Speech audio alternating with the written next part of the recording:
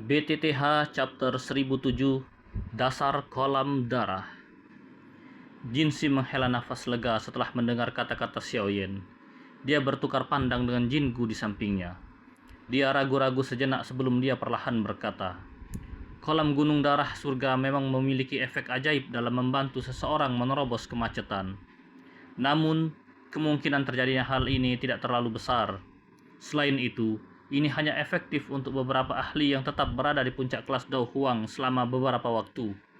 Namun, melihat kekuatan Anda, kemungkinan besar hanya dalam waktu singkat sejak Anda maju ke Dao Huang bintang ke-9. Oleh karena itu, bahkan jika Anda memasuki kolam darah gunung surga, akan sangat sulit bagi Anda jika Anda ingin mengandalkannya untuk melakukan terobosan ke kelas Dao Zong." Xiaoyan mengangguk.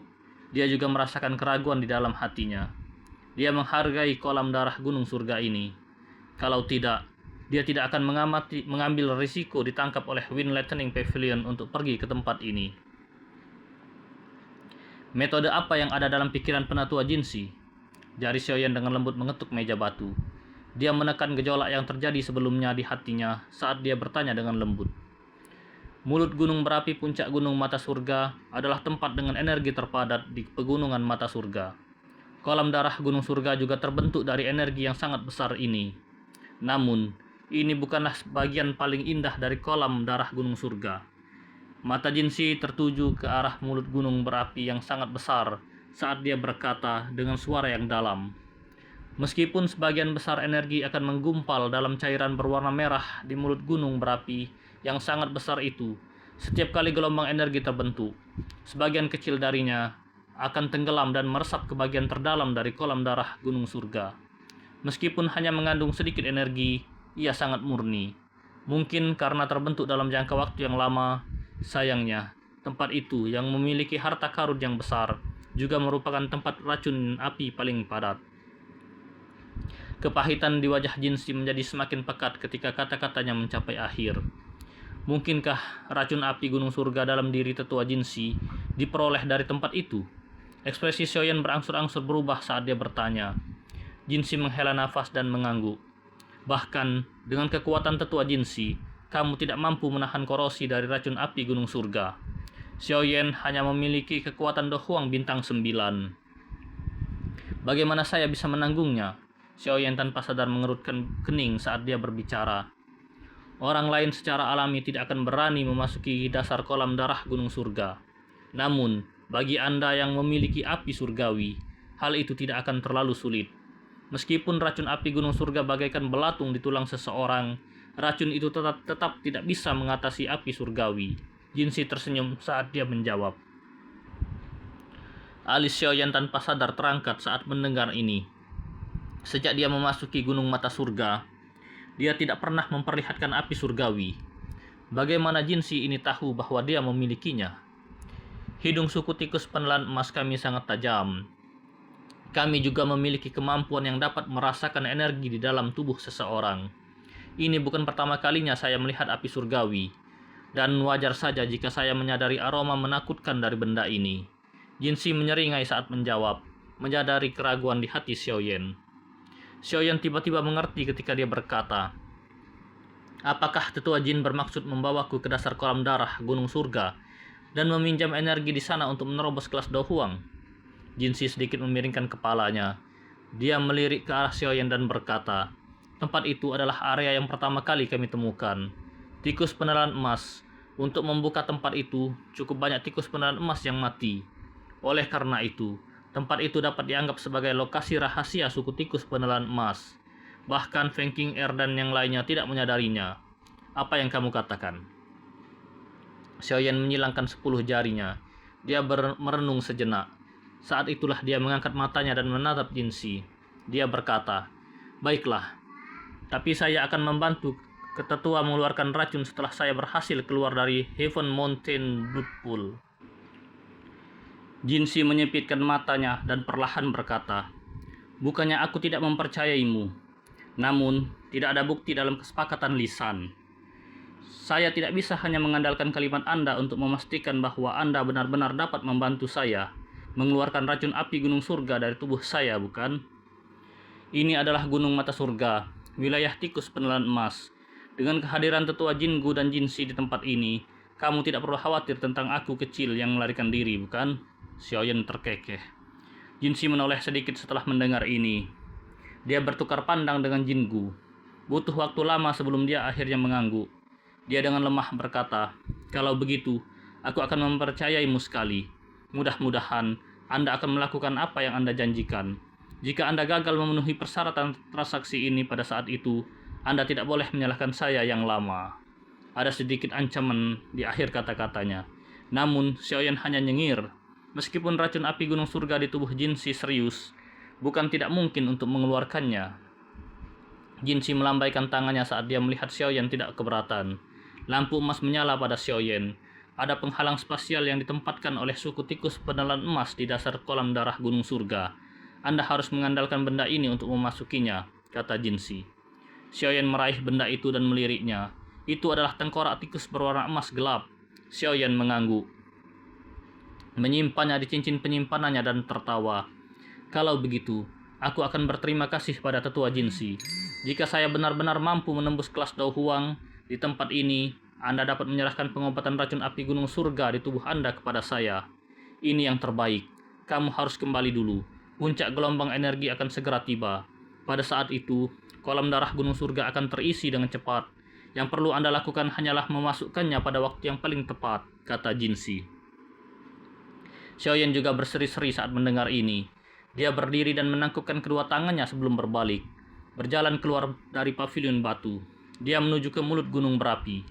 Jinsi tanpa sadar menghela nafas saat melihat punggung Xiaoyan yang jauh. Dia berkata, bagian bawah kolam darah gunung surga. Jinsi tanpa sadar menghela nafas saat melihat punggung Xiaoyan yang jauh. Dia berkata, bagian bawah kolam darah gunung surga adalah tempat yang ditemukan dengan susah payah oleh suku tikus penelan emas. Jika tempat itu tidak memiliki racun api, itu akan membuat kekuatan suku tikus penelan emas kami melonjak. Sayangnya, pihak luar akan menjadi pihak pertama yang menikmati manfaatnya. Berhentilah mengomel. Bahkan dengan kekuatanmu, kamu juga telah terluka oleh Bloodpool. Meninggalkanmu seperti ini. Kemungkinan besar anggota suku lainnya akan mati di tempat jika mereka terjatuh. Meskipun ini adalah tempat harta karun, itu juga merupakan tempat yang fatal. Jingu meringkuk mulutnya saat dia berbicara. Meskipun aku akhirnya mendapatkan racun api di sekujur tubuhku, aku berkembang dari Daozong bintang 5 menjadi Daozong bintang 7 dalam 10 tahun yang singkat ini. Kecepatan ini berkali-kali lebih cepat dibandingkan di tempat lain. Saya bisa dianggap tidak kalah, Jinsi tersenyum saat dia menjawab. Jika kamu tidak bertemu Xiaoyan, kemungkinan besar kamu tidak akan hidup selama 3 tahun lagi. Biarpun kita bisa mengundang alkemis tingkat 7 dari dataran tengah, kemungkinan besar harganya akan lebih tinggi daripada jika kita mempekerjakannya. Jinsi tersenyum. Dia pun berdiri dan pandangannya beralih ke mulut gunung berapi. Dia berkata, awalnya, saya berpikir untuk menggunakan kumpulan darah untuk mendidik para ahli di suku saya. Namun, dari kelihatannya sekarang, aku perlu merencanakannya dengan hati-hati. Jinsi menghela nafas setelah mengucapkan kata-kata itu. Desahannya mengandung sedikit keengganan, menjaga harta karun yang tidak bisa mereka gunakan. Perasaan seperti itulah yang sebenarnya menyebabkan seseorang menjadi sengsara. Di tempat lain, 8 sosok berdiri di lereng gunung mulut gunung berapi. Terjadi perdebatan. Kalian semua harus berhenti berdebat. Hanya ada 8 tempat, namun kita ada 9 di sini. Menurutku, kita sebaiknya mengalokasikan tempat berdasarkan tingkat kekuatan kita. Siapapun yang paling lemah harus mundur secara sukarela. Apa yang kamu katakan? Seorang pria berpakaian putih yang memiliki penampilan jahat di antara alisnya mengalihkan pandangannya ke semua orang sebelum akhirnya mendarat di Nalanyan Ran. Dia tertawa. Ekspresi orang lain berubah setelah mendengar kata-katanya. Namun, mereka tidak membuka mulut. Menjadi orang yang dimaksud, Nalanyan Ran mengangkat alisnya. Tangannya mengusap rubah putih di pelukannya sambil menjawab dengan suara tenang. Cukup sulit bagiku untuk mencapai tempat ini dengan kekuatanku. Namun, karena dia telah membawaku ke sini dengan susah payah, wajar saja jika aku mengambil inisiatif untuk berhenti. Xiaoyan bisa membuatku berhenti, tapi kamu tidak bisa. Yang kamu lakukan hanyalah meminjam kekuatan orang lain. Kemampuan apa yang Anda miliki? Menjadi milik eksklusif orang lain dan membiarkan orang lain bermain denganmu hanya untuk Heaven Mountain Bloodpool tidak ada gunanya. Pria berpakaian putih itu tertawa dingin. Feng Qing'er, Mu Qingluan, dan 2 orang lainnya tidak ikut dalam argumen ini. Dengan kekuatan mereka, tidak ada yang berani mengarahkan pandangan ke arah mereka. Oleh karena itu, pandangan mereka semua tertuju ke mulut gunung berapi. Wajah cantik Nalan Yanran menjadi dingin ketika dia mendengar kata-kata kasar dari pria berpakaian putih itu. Doki yang kuat dengan cepat keluar dari tubuhnya. Setelah itu, api tampak muncul dari matanya yang cantik saat dia menatap yang pertama. Namun, sebelum dia bisa menyerang, sebuah tangan dengan lembut mendarat di bahunya. Tawa yang membuatnya rileks terdengar. Sepertinya diskusinya tidak berjalan lancar. Setelah mendengar suara ini, bahkan Feng Qing'er dan 3 orang lainnya dengan cepat mengalihkan pandangan mereka. Mereka menatap Xiaoyan di belakang Nalan Yanran dan mata mereka mengandung emosi yang tidak biasa. Izinkan saya, Xiaoyan tersenyum tipis pada Nalan Yanran. Setelah itu, dia perlahan melangkah maju, menatap pria berpakaian putih itu. Rasa dingin terungkap dalam senyuman di wajahnya. Apakah menurutmu lebih baik dia mundur? Ekspresi pria berpakaian putih menjadi agak jelek saat melihat Xiaoyan muncul. Namun, dia tidak bisa mundur di depan mata semua orang. Yang bisa dia lakukan hanyalah menguatkan kulitnya dan tertawa dingin. Awalnya, dia tidak akan sampai di sini jika dia mengandalkan kekuatannya sendiri. Bukankah seharusnya dia menyerahkan tempat ini? Apakah ada orang lain yang memikirkan hal ini? Xiaoyan menoleh. Tatapannya perlahan menyapu semua orang yang saat ini bertanya dengan lembut. Feng Qing'er dan yang lainnya tidak mengatakan apapun di depan mata Xiaoyan, yang memperlihatkan aura berbahaya. 2 sisanya tidak berani berbenturan dengan Xiaoyan. Oleh karena itu, tidak ada seorang pun yang berbicara. Hanya ada 8 tempat, tapi kita ada 9 di sini. Sudut mulut pria berpakaian putih itu tertarik ketika melihat ini. Sebelum akhirnya dia berteriak. Xiaoyan memiringkan kepalanya setuju. Dia melangkah maju dan suara guntur yang teredam muncul. Sebuah bayangan muncul dan tubuhnya muncul di depan pria berpakaian putih dengan cara seperti hantu. Pria berpakaian putih itu tetap berhati-hati saat berbicara dengan Xiaoyan. Oleh karena itu, ekspresinya tiba-tiba berubah ketika suara guntur muncul. Tubuhnya dengan cepat mundur. Tapi dia baru saja mundur selangkah ketika sesosok tubuh mengikuti di belakangnya seperti belatung di tulangnya. Pukulan seperti guntur merobek udara dan dengan keras menghantam dada pria berpakaian putih itu. Guk! Seteguk darah merah dimuntahkan saat tubuh pria berpakaian putih itu terbang mundur. Ia segera bertabrakan dengan batu besar yang hancur berkeping-keping. Sekarang, hanya tersisa 8 orang. Sosok Xiaoyan muncul. Dia memandang pria yang pingsan itu dengan mata acuh tak acuh saat dia berbicara perlahan. Sepakat?